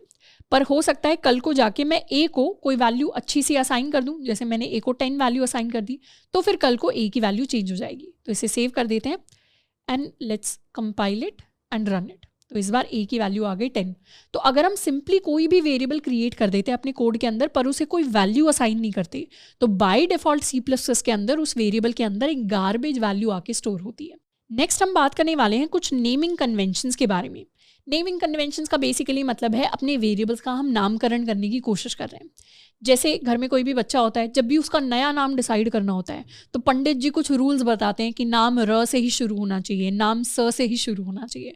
तो फिर उस हिसाब से हम उस बच्चे का नाम डिसाइड करते हैं। तो वैसे ही C++ के अंदर भी वेरिएबल्स के कुछ नेमिंग कन्वेंशंस होते हैं। ऐसा नहीं है वेरिएबल्स को हम कुछ भी नाम दे सकते हैं। वेरिएबल्स को नाम देने का जो सबसे पहला रूल होता है दैट इज कि हमारे जो वेरिएबल का नाम है, यानी हमारा जो आइडेंटिफायर है, that should start with an underscore या फिर कोई भी लेटर, यानी इंग्लिश के किसी भी लेटर से स्टार्ट हो या फिर अंडरस्कोर से स्टार्ट हो। तो अगर मैं कोई भी वेरिएबल बना रही हूँ, लेट्स सपोज मैंने एक वेरिएबल बनाया एज, तो मैं लिख सकती हूँ int age is equal to 25। ये एक वैलिड नाम है क्योंकि एक लेटर, इंग्लिश लेटर से स्टार्ट हो रहा है। पर अगर मैं चाहती तो अंडरस्कोर एज भी लिख सकती थी, ये भी एक वैलिड नाम है। पर अगर मैं सोचूं कि मैं 1 एज लिख दूं, ये एक वैलिड नाम नहीं है। क्यों? क्योंकि इसके अंदर स्टार्ट कहाँ से हो रही है, एक डिजिट से हो रही है, तो ये एक वैलिड नाम नहीं है, ये वेरिएबल का नाम नहीं हो सकता। सेकेंड रूल कहता है the name can only contain upper case and lower case English letters. तो मतलब कैपिटल ए से लेके कैपिटल जी तक सारे लेटर्स आ सकते हैं, स्मॉल ए से लेके स्मॉल जी तक सारे लेटर्स आ सकते हैं इंग्लिश के, 0 से लेके 9 तक सारे डिजिट्स आ सकते हैं, बस डिजिट शुरुआत में नहीं आ सकता। एंड अंडरस्कोर आ सकता है, यानी कोई भी और स्पेशल सिंबल्स हो गए, जैसे एंड, एम्परसैंड हो गया, @ हो गया, डॉलर का सिंबल हो गया, ऐसे कोई सिंबल हम अपने वेरिएबल के नाम में नहीं रख सकते। तो वेरिएबल के नाम में सिर्फ यही हमारे अलाउड कैरेक्टर्स होते हैं। और थर्ड रूल कहता है कि it must not be a keyword. अब ये कीवर्ड क्या होता है? C++ के अंदर या किसी भी प्रोग्रामिंग लैंग्वेज के अंदर अपने कुछ फिक्स्ड रिजर्व्ड वर्ड्स होते हैं। इसे हम अपनी प्रोग्रामिंग लैंग्वेज की डिक्शनरी भी कह सकते हैं। जैसे डिक्शनरी के अंदर हर वर्ड का एक फिक्स्ड मतलब होता है, वैसे ही C++ की भी अपनी एक डिक्शनरी होती है जिसके अंदर 90+ वर्ड्स होते हैं जिनको हम कीवर्ड्स कहते हैं, और इन वर्ड्स के फिक्स मतलब हैं। इनको हम वेरिएबल के नाम की तरह यूज नहीं कर सकते। तो keywords have a special meaning for the compiler. तो कंपाइलर के लिए उसका स्पेशल मीनिंग है, उस मीनिंग को आप चेंज नहीं कर सकते। C++ के अंदर वैसे तो ये सारे के सारे हमारे कीवर्ड्स होते हैं। इन कीवर्ड्स को हमें बिल्कुल याद करने की ज़रूरत नहीं है, क्योंकि जो इनमें से मोस्ट फ्रीक्वेंटली यूज्ड कीवर्ड्स होंगे वो हमें धीरे धीरे C++ कोड लिखने के साथ याद हो जाएंगे। तो कोई भी बैठकर आपसे कभी भी इंटरव्यू के अंदर ये नहीं बोलेगा कि भाई आप 90 कीवर्ड्स लिख के दिखाओ C++ के, ऐसा कभी नहीं होगा। बस मैं आपकी रेफरेंस के लिए आपको ये कीवर्ड्स दिखा रही हूँ, हमें ये बिल्कुल याद नहीं रखने। जैसे इसमें कुछ कुछ वर्ड्स हमें ऐसे दिखेंगे जो हम ऑलरेडी यूज़ कर चुके हैं। जैसे इंट एक कीवर्ड होता है। ऐसा नहीं है कि आप किसी भी वेरिएबल का नाम इंट ही रख देंगे। It doesn't make sense to write int is equal to 5। इससे क्या होगा, कंपाइलर कंफ्यूज हो जाएगा, उसे लगेगा आप इंटीजर की बात 2 बार कर रहे हैं। तो इंट हमारा एक कीवर्ड होता है। ऐसे ही जो मेन फंक्शन का रिटर्न होता है, return is also a keyword. Return किसी भी वेरिएबल का नाम हम नहीं रख सकते। ऐसे ही हमारे पास बहुत सारे डिफरेंट कीवर्ड्स होते हैं। इनफैक्ट अभी हम डेटा टाइप्स की बात करेंगे तो बहुत सारे डेटा टाइप्स ही हमें इस कीवर्ड वाली लिस्ट के अंदर देखने को मिलेंगे। तो हमारी नेमिंग कन्वेंशन के अंदर जो हमारे वेरिएबल का नाम है वो एक रिजर्व्ड वर्ड यानी वो एक कीवर्ड नहीं होना चाहिए, नहीं तो हमारे पास एरर आ जाएगा। इसका एग्जाम्पल भी देखते हैं कोड में। फॉर एग्जाम्पल मैंने यहाँ पर लिख दिया some variable int return is equal to 5। तो वैसे तो रिटर्न का VS कोड के अंदर एक स्पेशल कलर होता है, वही दिख रहा है। हमारे पास एरर भी आ गया, एक्सपेक्टेड एन आइडेंटिफायर, यानी रिटर्न एक कीवर्ड है, आइडेंटिफायर नहीं है, इसीलिए इसे यूज़ नहीं किया जा सकता। पर फिर भी हम कोड को रन करने की कोशिश करेंगे तो हमारे पास एरर आएगा। एरर क्या है, एक्सपेक्टेड अनक्वालिफाइड ID। तो रिटर्न कीवर्ड हो गया तो उसे अनक्वालिफाई कर दिया है C++ ने, तो इसीलिए हम रिटर्न को यूज़ नहीं कर सकते as a valid identifier. Next अब हम पढ़ने वाले हैं डेटा टाइप्स के बारे में। अब डेटा टाइप्स भी बहुत ज़्यादा इंपॉर्टेंट होते हैं। जब भी हमें C++ के अंदर कोई वेरिएबल डिफाइन करना होता है तो उसके साथ में हमें उसका टाइप बताना पड़ता है कि वो जो वेरिएबल है क्या वो एक इंटीजर वैल्यू को स्टोर करने वाला है, या फिर वो कोई फ्लोटिंग वैल्यू यानी पॉइंट समथिंग समथिंग एक डेसिमल टाइप की जो वैल्यू जिसे मैथ के अंदर कहते हैं उसे स्टोर करने वाला है, या फिर वो किसी कैरेक्टर को स्टोर करने वाला है, या ट्रू फॉल्स जैसी किसी बूलियन वैल्यू को स्टोर करने वाला है। तो वेरिएबल किस टाइप की वैल्यू को स्टोर करेगा वो हमें हमारे डेटा टाइप्स बताते हैं। अब वैसे तो प्रोग्रामिंग लैंग्वेजेस अलग अलग टाइप की होती हैं। कुछ प्रोग्रामिंग लैंग्वेजेस ऐसी होती हैं जिसमें हमें वेरिएबल का टाइप नहीं बताना पड़ता, जैसे पाइथन हो गई, जैसे जावास्क्रिप्ट हो गई। इन लैंग्वेजेस के अंदर हमें वेरिएबल के टाइप नहीं बताने पड़ते। पर C++ हो गया, जावा हो गई, ये ऐसी लैंग्वेजेस हैं जिनके अंदर हमें वेरिएबल का टाइप साथ में बताना पड़ता है। अब जब भी हम डेटा टाइप्स की बात करते हैं यानी डेटा किस टाइप का है, हमारे पास 2 स्पेसिफिक टाइप्स होते हैं। एक होते हैं प्रिमिटिव टाइप्स जिन्हें हम सिंपल टाइप्स भी कहते हैं, और एक होते हैं हमारे नॉन प्रिमिटिव टाइप्स जो हमारे कॉम्प्लेक्स टाइप्स की कैटेगरी में आते हैं, या फिर ये हमारे यूजर डिफाइंड टाइप्स भी होते हैं जैसे स्ट्रिंग्स हो गए, एरेज हो गए। अब नॉन प्रिमिटिव टाइप्स को हम बाद में पढ़ रहे होंगे, जब हम बेसिक्स ऑफ प्रोग्रामिंग को कवर कर लेंगे C++ में, उसके बाद हम नॉन प्रिमिटिव टाइप्स को पढ़ेंगे। अभी जो हमारा मेन फोकस रहेगा for the next coming few chapters वो हमारा प्रिमिटिव टाइप्स के ऊपर रहेगा जो हमारे सिंपल टाइप्स होते हैं। अब प्रिमिटिव टाइप्स में ये हमारे सबसे ज़्यादा यूज होने वाले प्रिमिटिव टाइप्स हैं। इसके अलावा भी 1-2 टाइप्स और होते हैं जैसे वॉइड हो गया, पर उसे हम फंक्शंस वाले चैप्टर के अंदर पढ़ रहे होंगे। पर सबसे ज़्यादा फ्रीक्वेंटली जब भी हमें कोई वेरिएबल डिफाइन करना होगा प्रिमिटिव टाइप का, वो इन्हीं में से किसी एक टाइप का होगा। अब इन्हीं को एक एक करके हम कवर करने वाले हैं। सबसे पहला टाइप है हमारा इंटीजर टाइप। इंटीजर टाइप के अंदर हम negative integer value, positive integer value कुछ भी स्टोर कर सकते हैं, और इसके लिए हम जो कीवर्ड यूज करते हैं that is our int keyword. जैसे अगर मुझे इंटीजर टाइप का कोई भी वेरिएबल बनाना है, फॉर एग्जांपल मुझे एक वेरिएबल बनाना है इंट एज, तो मैं उसे इस तरीके से बना सकती हूँ एज इज इक्वल टू 25, या फिर मैं लिख सकती हूँ int marks is equal to 200। इस तरीके से मैंने क्या किए, इंटीजर टाइप के अपने वेरिएबल्स बना दिए। मैं चाहती तो अपनी वैल्यूज को मैं नेगेटिव भी कर सकती थी, मैं चाहती तो वैल्यू को 0 भी कर सकती थी। अब इंटीजर टाइप जो मेमोरी में साइज लेता है that is equal to 4 bytes. अब ये बाइट का क्या मतलब होता है, प्रोग्रामिंग के अंदर 1 byte is equal to 8 bits, यानी एक बाइट के अंदर 8 बिट्स होती हैं। तो 4 बाइट्स का मतलब है कि मेरे इंटीजर का साइज क्या है, मेरे इंटीजर का साइज है 32 बिट्स के इक्वल। और बिट मतलब 0 या फिर 1। तो अगर मैं 32 एम्प्टी स्पेसेस रख दूं और हर एम्प्टी स्पेस में या तो 0 आ जाएगा या 1 आ जाएगा। तो इस तरीके से बहुत सारे डिफरेंट कॉम्बिनेशंस हो सकते हैं। तो उतने ही डिफरेंट इंटीजर्स मेरे इस इंट डेटा टाइप के अंदर स्टोर हो सकते हैं। तो 32 बिट्स, एक बिट का मतलब होता है 0 या 1, तो वहाँ से हमारे सारे डेटा टाइप्स के साइज निकल के आते हैं। तो हम ये याद भी रख सकते हैं, नहीं तो it's a very general and simple thing कि हमारा जो इंटीजर है वो 32 बिट्स यानी 4 बाइट्स का होता है। हम इसे वेरीफाई भी कर सकते हैं। कैसे वेरीफाई करें?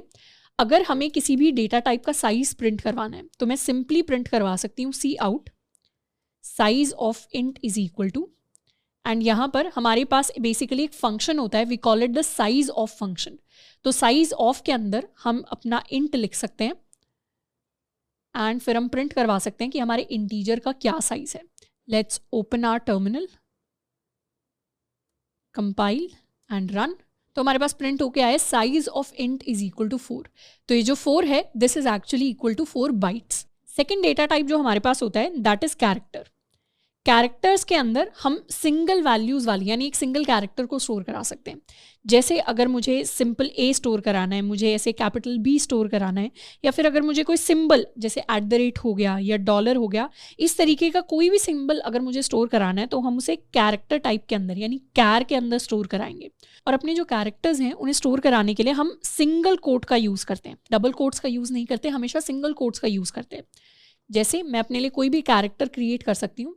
For example I can write char, let's suppose school के जो ग्रेड्स हैं उसे मैं स्टोर करवाना चाहती हूँ और हमारा ग्रेड आया है ए के इक्वल।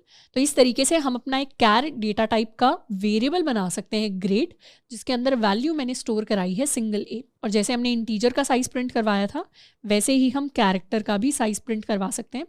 तो size of char is equal to this value. Let's clear, compile and run.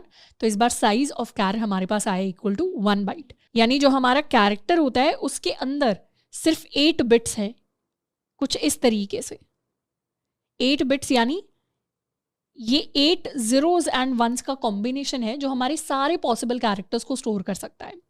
Next जिस डेटा टाइप की हम बात करेंगे that is our boolean data type. Boolean को हम बूल से रिप्रेजेंट करते हैं। बूलियन डेटा टाइप के जो वेरिएबल्स होते हैं उनके अंदर हम ट्रू या फिर फॉल्स वैल्यूज को स्टोर कराते हैं। जैसे फॉर एग्जाम्पल हमारी एज है 25 के इक्वल, तो क्या हम एक एडल्ट हैं? उसका आंसर आएगा येस। तो हम एक वेरिएबल बना सकते हैं, we can call it bool is adult. Let me clear the screen and यहाँ पर भी हम एक स्पेस दे देते हैं। तो मैंने लिख दिया bool adult is equal to true. तो ये क्या हो गया, मैंने एक बूलियन टाइप का वेरिएबल बना दिया। एंड इसी तरीके से हम चाहें तो बूलियन का साइज भी प्रिंट करवा सकते हैं। Size of bool is equal to this value. Let's execute and run. तो साइज ऑफ बूलियन भी आ गया 1 बाइट के इक्वल। इसके साथ में एक और इंटरेस्टिंग चीज़, हम चाहें तो अपने वेरिएबल्स को हम प्रिंट भी करवा सकते हैं। जैसे if I want I can print age. Age के बाद इसे हटा देते हैं। एज के बाद मैंने प्रिंट करवाने की कोशिश की विद अ स्पेस अपने मार्क्स, एंड इसके बाद भी एक स्पेस के साथ हम प्रिंट करवाने की कोशिश करें अपने ग्रेड, एंड एक स्पेस के साथ हम प्रिंट करवाने की कोशिश करें अपना Boolean variable is adult. And यहाँ पर भी हम एक एंड ऑफ द लाइन दे देते हैं। Let's save it and run it. तो हमारे पास क्या प्रिंट हुआ आकर, हमारे पास ये वैल्यू प्रिंट हुई। यहाँ पर सबसे पहले एज प्रिंट होना था तो हमारे पास एज आ गया 25 के इक्वल। फिर मार्क्स प्रिंट होने थे, हमारे पास मार्क्स आ गए -200। फिर ग्रेड प्रिंट होना था वो हमारे पास आ गया। बट इस एडल्ट में मैंने ट्रू स्टोर कराया था तो मेरे पास 1 प्रिंट हुआ। और ऐसे अगर हम फॉल्स स्टोर कराते तो हमारे पास 0 प्रिंट होता। तो जब भी हमारा बूलियन वेरिएबल होता है, बूलियन वेरिएबल्स के अंदर ट्रू जो वैल्यू होती है, ट्रू को जब भी हम यूज़ करते हैं it amounts to the number 1, and false जो होता है false amounts to the number 0। तो जब भी मेमोरी के अंदर एक बूलियन वेरिएबल क्रिएट होता है तो इस तरीके से 8 स्पेसेस हमारे लिए रिजर्व होती हैं। अब इस स्पेस में लास्ट में अगर 1 है तो उसका मतलब ट्रू हो जाता है, और जब प्रिंट करवाएंगे तो 1 आ जाएगा। या फिर अगर लास्ट में हमारे पास 0 है तो उसका मतलब हमारे पास फॉल्स रिटर्न होकर आता है, यानी वैल्यू हमारे पास जो प्रिंट होती है that is equal to false. तो ये हो गए हमारे 3 डिफरेंट टाइप्स। उसके अलावा हमारा 4th टाइप ऑफ वेरिएबल होता है फ्लोटिंग पॉइंट। फ्लोटिंग पॉइंट का मतलब है कि अगर हमें 99.99 इस तरीके की पॉइंट समथिंग यानी डेसिमल वैल्यूज़ के साथ में कुछ स्टोर कराना है तो उसके लिए हम फ्लोट को यूज़ कर सकते हैं। फ्लोट ऑक्यूपाई करता है मेमोरी के अंदर 4 बाइट्स ऑफ स्पेस। जैसे अगर मुझे फ्लोट वेरिएबल कोई भी क्रिएट करना है, इनफैक्ट इन वैल्यूज़ को हम हटा देते हैं एंड इसे भी हम हटा देते हैं और यहाँ पर हम लिख देंगे फ्लोट। लेट्स सपोज हम CGPA स्टोर कराना चाह रहे हैं, CGPA इज इक्वल टू 8.9। तो यहाँ पर साइज ऑफ फ्लोट भी हम साथ में प्रिंट करवा देते हैं। तो ये हमने फ्लोटिंग वेरिएबल क्रिएट कर लिया फ्लोट को यूज़ करके एंड फ्लोट का हम साइज प्रिंट करवा देंगे। Size of float is equal to 4 bytes. Next हमारे पास है डबल फ्लोटिंग पॉइंट, जिसको हम नाम देते हैं डबल।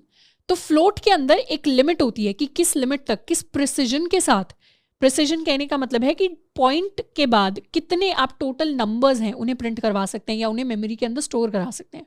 पर हो सकता है हमें जिस नंबर को स्टोर कराना है वो बहुत बड़ा नंबर है, तो उन केसेस के लिए हम क्या करते हैं, उन केसेस के लिए हम बड़ा डेटा टाइप यूज़ करते हैं विच इज़ डबल। फ्लोट क्या करता है, फ्लोट के पास सिर्फ 4 बाइट्स की जगह है। It is actually similar to saying कि एक फ्लैट है जिसके अंदर 2 कमरे हैं और दूसरा फ्लैट है जिसके अंदर 4 कमरे हैं।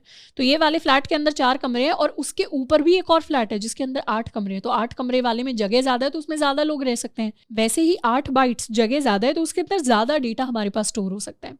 तो हम चाहें तो अपना जो CGPA है या कुछ और वेरिएबल बना सकते हैं डबल। इसके अंदर हम स्टोर करा सकते हैं लेट्स सपोज किसी भी आइटम का प्राइस 99.99 के इक्वल। तो इस तरीके से डबल डेटा टाइप को भी हम यूज़ कर सकते हैं to store our floating point values. अब फ्लोट और डबल में अगर हमें काफ़ी क्लियरली एक डिफरेंस समझना है तो उस डिफरेंस को समझने के लिए हम क्या करेंगे, हम एक एग्जाम्पल लेते हैं। Let's suppose I create 2 variables, एक मेरा फ्लोट वेरिएबल है, एक मेरा डबल वेरिएबल है। एक के अंदर मैं अपने पाई की वैल्यू स्टोर करूंगी और दूसरे के अंदर भी मैं अपनी पाई की वैल्यू स्टोर करूंगी। इसे मैं कहना चाह रही हूँ पाई 2। अब पाई की वैल्यू होगी हमारे पास 3.14265359 एंड इसी सेम वैल्यू को कॉपी करके हम अपने डबल के अंदर स्टोर कर लेते हैं।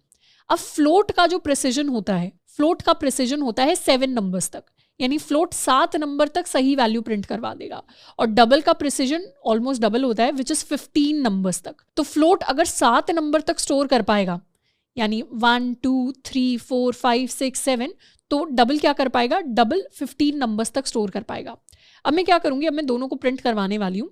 This is going to be my pi 1 या इसे पाई कह लेते हैं। इसके अंदर पाई की वैल्यू को हम स्टोर कराएंगे एंड नेक्स्ट हम सी आउट करेंगे अपने पाई 2 को। This is going to be pi 2।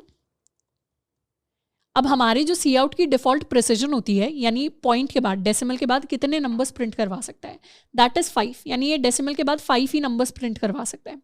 तो अगर मैं अपने कोड को रन करके एग्जीक्यूट करूँ या रन करूँ सिंपली, तो बेसिकली मेरे पाई और पाई 2 की वैल्यू सेम आएगी। तो इस केस में फ्लोट और डबल में कोई डिफरेंस मुझे देखने को नहीं मिल रहा। पर अगर मैं अपनी प्रिसिजन को बढ़ा दूं यानी डेसिमल के बाद वाले डिजिट्स को अगर मैं बढ़ाना शुरू करूं, वो कैसे यूज़ कर सकते हैं, उसके लिए मुझे एक एक्स्ट्रा हेडर फाइल इंक्लूड करनी पड़ेगी विच इज़ कॉल्ड iomanip। और iomanip के अंदर एक फंक्शन होता है which is called set precision. इससे हम सी आउट की प्रिसिजन को इंक्रीज कर सकते हैं। तो यहाँ पर हम सेट प्रिसिजन कर देंगे लेट्स सपोज टू 10 या फिर 12 कर देते हैं इसे। तो बाय डिफ़ॉल्ट सी आउट की प्रिसिजन 5 होती है, हमने उसे इंक्रीज करके 12 कर दिया है। तो अब 12 डिजिट्स तक हमारे पास प्रिंट होकर आ सकते हैं। अब अगर सेव करके इसी सेम कोड को हम रन करें तो इस बार क्या हुआ, पाई 2 जो है, पाई 2 के अंदर एज इट इज़ हमारी पूरी की पूरी वैल्यू आके प्रिंट हो गई है, क्योंकि मेमोरी के अंदर जगह थी तो पूरी वैल्यू जाके सेव हो गई थी। पर पाई 1 के अंदर क्या हुआ, वैल्यू थोड़ी सी उल्टी पुल्टी हो गई है, यानी वैल्यू ठीक प्रिंट नहीं हुई है। कुछ शुरुआत के कुछ डेसिमल तक ठीक है, यानी 1 4 1 5 9 2 तक ठीक है, एंड उसके बाद जो वैल्यूज़ हैं वो काइंड ऑफ अप्रॉक्सीमेशन है या फिर इनकरेक्ट वैल्यू हमारे पास प्रिंट होकर आ रही है। तो बेसिकली फ्लोट के अंदर इतनी जगह थी तो उस जगह के हिसाब से नंबर्स को सेव करा लिया, पर डबल के अंदर डबल जगह थी तो उसने सारे के सारे नंबर्स को सही प्रिसिजन के साथ सेव करा लिया। तो फ्लोट और डबल के बीच का डिफरेंस छोटी वैल्यूज़ पे हमें दिखाई नहीं देता। जब भी हम बड़े डेटा के साथ डील कर रहे होते हैं जिसमें ज़्यादा डेसिमल पॉइंट्स होते हैं, तब हमें दोनों के बीच के डिफरेंसेस समझ में आते हैं। तो जनरली क्योंकि अभी हम शुरुआती स्टेजेस पे हैं, अभी हम बिगिनर स्टेजेस पे हैं, तो इतना ज़्यादा हमें ध्यान रखने की ज़रूरत नहीं है। वैसे भी थोड़ी सी एडवांस चीज़ थी, पर हाँ, दोनों के बीच का डिफरेंस हमें पता होना चाहिए कि एक का साइज़ छोटा है और एक का साइज़ बड़ा है तो उसमें ज़्यादा डेटा स्टोर हो सकता है। अब नेक्स्ट हम बात करने वाले हैं कमेंट्स के बारे में। जैसे रियल लाइफ के अंदर कुछ कमेंट्स होते हैं कि हमने किसी पे कमेंट पास कर दिया, मतलब हमने किसी को कुछ कह दिया। वैसे ही कोड के अलावा अगर हमें प्रोग्राम में कुछ कहना होता है तो उसके लिए हम कमेंट्स को यूज़ करते हैं। जनरली कमेंट्स को यूज़ किया जाता है किसी भी पीस ऑफ कोड के लिए या पूरे प्रोग्राम में बताने के लिए कि हम क्या करना चाह रहे हैं। जैसे फॉर एग्जाम्पल मैंने यहाँ पर एक वेरिएबल बनाया एज इज इक्वल टू 25। तो अगर इसके साथ में मैं कुछ भी इंग्लिश का या कुछ और भी रिमार्क अगर ऐड करना चाहती हूँ तो उसके लिए मैं कमेंट्स को यूज़ कर सकती हूँ। कमेंट दो तरीके के होते हैं। सबसे पहले होते हैं सिंगल लाइन कमेंट, उसके लिए हम यूज़ करते हैं डबल स्लैश। तो हमने 2 स्लैश लगाए, उसके बाद जनरली ग्रीन से हाईलाइटेड होते हैं कमेंट, उसके बाद हम कुछ भी लिखेंगे उसे हमारा कंपाइलर इग्नोर कर देगा। जैसे दिस इज़ अ वेरिएबल, मैंने क्या किया, मैंने एक इंग्लिश की लाइन लिख दी दिस इज़ अ वेरिएबल, पर ये जो इंग्लिश की लाइन है इसे हमारा कंपाइलर कंप्लीटली इग्नोर कर देगा। कंपाइलर सारे कमेंट्स को इग्नोर कर देता है। इसे सेव करेंगे एंड अगर मैं इसे एग्जीक्यूट करूं तो इस कोड के अंदर एज सच कोई एरर नहीं आएगा, कोई आउटपुट भी नहीं था तो कोई एरर भी नहीं था इस कोड के अंदर। तो एक ये मेरा कमेंट हो गया। तो हम सिंगल लाइन कमेंट्स अपने कोड के अंदर कहीं भी ऐड कर सकते हैं। जनरली हम कमेंट्स को इसलिए ऐड करते हैं ताकि हम बता सकें कि हम अपने कोड के अंदर क्या लिखने वाले हैं। और दूसरे टाइप ऑफ कमेंट्स होते हैं मल्टी लाइन कमेंट्स। जैसे अगर यहाँ पर मैंने लिख दिया this is a multi line comment, तो ये क्या हो गया, ये तो वैसे इंग्लिश की लाइन है तो इनके अंदर हमारे पास एरर आ जाएगा क्योंकि ये जो है ये C++ के सिंटैक्स के साथ अलाइन नहीं होता। पर अगर मुझे इसे मल्टी लाइन कमेंट बनाना है तो मैं सिंपली लिख सकती हूँ स्लैश, उसके बाद स्टार एंड एंड करने के लिए स्टार एंड दोबारा स्लैश। तो ये क्या हो गया, एक मल्टी लाइन कमेंट हो गया जो मल्टीपल लाइंस के अंदर है और इसे भी मेरा कंपाइलर कंप्लीटली इग्नोर कर देगा। तो दो तरीके के कमेंट्स होते हैं, एक सिंगल लाइन के अंदर, एक मल्टी लाइन के अंदर। अब कमेंट्स को क्रिएट करने का एक शॉर्टकट भी होता है हमारे पास। तो VS कोड के अंदर जो शॉर्टकट होता है, पहले तो इसे हटा लेते हैं, वो होता है कमांड एंड स्लैश। जैसे हम कमांड एंड स्लैश जितने भी एरिया को सिलेक्ट करके कमांड स्लैश करेंगे वो ऑटोमेटिकली एक कमेंट के अंदर कन्वर्ट हो जाएंगे और हम चाहें तो अंडू भी कर सकते हैं तो वो कमेंट से हट जाएंगे। और कमेंट्स का एक और काम होता है, जैसे फॉर एग्जांपल मैं यहाँ सी आउट कर दूँ अपनी एज एंड एल। तो लेट्स सपोज मेरा ये कोड है और इस कोड को मुझे एग्जीक्यूट नहीं कराना, मैं चाहती हूँ कंपाइलर इस कोड को इग्नोर कर दे, तो इसे भी सिलेक्ट करके मैं कमेंट के अंदर कन्वर्ट कर सकती हूँ। जैसे ही मैंने इस कोड को कमेंट बना दिया वैसे ही कुछ भी एग्जीक्यूट नहीं होगा। इस कोड को सेव करेंगे एंड रन करेंगे तो मेरे पास कोई भी आउटपुट प्रिंट होकर नहीं आएगा क्योंकि मैंने इन लाइन को कमेंट आउट कर दिया। अब नेक्स्ट हम बात करने वाले हैं C++ के अंदर इनपुट के बारे में। अब जनरली अगर किसी भी कोड की हम बात करें, कोड का क्या काम होता है, कोड का काम होता है कि वो कुछ इनपुट लेता है एंड उसके बेसिस पे कुछ आउटपुट है जिसे रिटर्न करता है और बीच में क्या करता है, बीच में कुछ कैलकुलेशंस करता है या इसे हम कंप्यूटेशंस भी कहते हैं, कुछ कंप्यूट करता है। तो कोड के अंदर आउटपुट वाला काम हम ऑलरेडी देख चुके हैं कि हम सी आउट को यूज़ करते हैं आउटपुट के लिए। तो वैसे ही हमारे पास सी इन होता है जिसे हम इनपुट के लिए यूज़ करते हैं। तो सी इन भी सी आउट की तरह ही हमारे पास एक ऑब्जेक्ट होता है जो आईओस्ट्रीम हेडर फाइल से हमारे पास आता है। अब सी इन को यूज़ करने के लिए हम बेसिकली क्या कर सकते हैं, I can create some variable int age. Let's suppose मैंने एक वेरिएबल बना लिया। अभी इस वेरिएबल के अंदर क्या है, अभी इस वेरिएबल के अंदर गार्बेज वैल्यू मेरे पास स्टोर्ड है। फिर हम सी आउट करा सकते हैं एंटर योर एज। तो इस तरीके से हमारे पास कुछ आउटपुट आ जाएगा एंड फिर हम क्या कर सकते हैं, फिर हम सी इन कर सकते हैं। जैसे सी आउट के अंदर लेस देन के 2 सिंबल्स होते हैं, सी इन के अंदर ग्रेटर देन के 2 सिंबल होते हैं। तो सी इन एज, इस लाइन का बेसिक मतलब है कि टर्मिनल के ऊपर जो भी वैल्यू एंटर की जाएगी अब वो इस एज वेरिएबल के अंदर जाके स्टोर हो जाएगी और बाद में हम क्या कर सकते हैं, बाद में हम इस एज वेरिएबल को प्रिंट भी करवा सकते हैं। यहाँ लिख देते हैं your age is, I hope ये हमें क्लियर हुआ होगा। एक बार दोबारा देख लेते हैं। सबसे पहले तो मैंने सिर्फ प्रिंट करवाया है एंटर योर एज, इतना कोड हमें ऑलरेडी पता है। उसके बाद मैंने एज की वैल्यू स्टोर कराने की कोशिश की है इन माय एज वेरिएबल, कैसे, उसे सीन करके यानी इनपुट लेके, फिर उसी एज की वैल्यू को हम वापस प्रिंट करवा रहे हैं। इसे सेव कर लेते हैं and let's try to run it. Compile हो गया, एग्जीक्यूट हो गया। अभी हमारा कोड हमें क्या प्रिंट करवा के दे रहा है, एंटर योर एज। तो एंटर योर एज आ गया। अब हमें कुछ एंटर करना है क्योंकि सीन क्या करता है, सीन वेट कर रहा है कि हम कोई वैल्यू एंटर करें। तो लेट्स सपोज मैंने एंटर कर दिया 25। अब मैं एंटर प्रेस करूंगी अपने कीबोर्ड पर तो अब प्रोग्राम आगे बढ़ेगा एंड मेरे पास प्रिंट होगा योर एज इज, और अब मेरे क्योंकि एज वेरिएबल में 25 वैल्यू सेव हो गई थी जाके, तो वो 25 वैल्यू मेरे पास प्रिंट होकर आ गई। तो इस तरीके से हम कोई भी वैल्यू है उसे इनपुट ले सकते हैं अपने कोड के अंदर। नेक्स्ट हम एक छोटी सी एक्टिविटी करने वाले हैं जिसमें we are going to calculate a sum of 2 numbers A and B. अब जैसे मैथ के अंदर 2 नंबर्स का सम कैलकुलेट करने के लिए हम लिखते हैं a प्लस बी, वैसे ही C++ के अंदर भी 2 वेरिएबल्स का सम कैलकुलेट करने के लिए हम लिखते हैं a प्लस बी, उससे हमारा सम कैलकुलेट हो जाता है। तो हम अपने कोड के अंदर क्या करेंगे, अपने कोड के अंदर सबसे पहले हम अपने 2 वेरिएबल्स क्रिएट करेंगे इंट a एंड उसके बाद हम क्रिएट करेंगे अपना दूसरा वेरिएबल इंट b। अब इन दोनों वेरिएबल्स की वैल्यू हमें सी इन करके इनपुट लेनी है। तो पहले हम a वैल्यू को इनपुट लेंगे, उसके बाद हम अपनी b वैल्यू को इनपुट लेंगे एंड उसके बाद जो दोनों का सम है उसे हम आउटपुट कराने वाले हैं। तो चाहे तो हम एक थर्ड वेरिएबल बना सकते हैं int sum is equal to, जिसमें हम क्या वैल्यू इनिशियलाइज करेंगे, जिसमें हम a प्लस बी की वैल्यू से इसे इनिशियलाइज कर देंगे और फिर सी आउट करके हम अपने सम की वैल्यू को प्रिंट करवा देंगे अपने कोड के अंदर। तो ये हमारा बेसिक फ्लो होगा जैसे हमारा कोड लॉजिकली वर्क करेगा। तो हमारी 2 वेरिएबल्स हैं जिनकी वैल्यू को इनपुट लेना है, फिर उससे सम कैलकुलेट करना है, फिर हमें आउटपुट प्रोड्यूस करना है। तो जो हमारी कोड की पूरी एक साइकिल होती है, इनपुट लेना, उसके बाद कुछ कंप्यूटेशन करना, उसके बाद कुछ आउटपुट देना, वो सारी की सारी इस कोड के थ्रू होने वाली है। तो let's try and write our code. हम शुरुआत किससे करेंगे, 2 वेरिएबल्स बना लेते हैं इंट ए एंड हमारा दूसरा वेरिएबल इंट बी। अब सबसे पहले a की वैल्यू को इनपुट लेना है। तो यहाँ हम लिख सकते हैं इनपुट a, पहले तो सी आउट कर देंगे, एंटर a, और यहाँ पर सी इन कर लेंगे हम अपनी a की वैल्यू को। फिर हम इनपुट लेने वाले हैं b को, तो सी आउट कर लेंगे, एंटर b एंड सी इन करेंगे अपनी b की वैल्यू को। अब हम क्या करेंगे, थर्ड स्टेप होगा टू कैलकुलेट द सम।